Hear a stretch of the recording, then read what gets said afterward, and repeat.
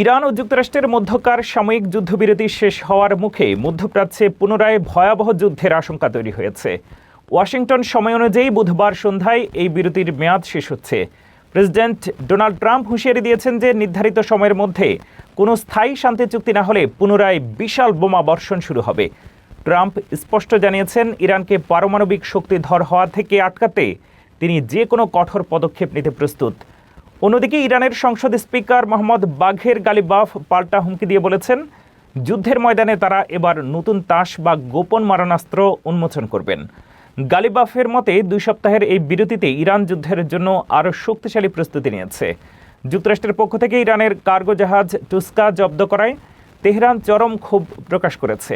পাকিস্তানে প্রস্তাবিত শান্তি আলোচনায় ইরান শেষ পর্যন্ত যোগ দেবে কিনা তা নিয়ে এখনও বিশ্বজুড়ে ঘোর অনিশ্চয়তা বিরাজ করছে।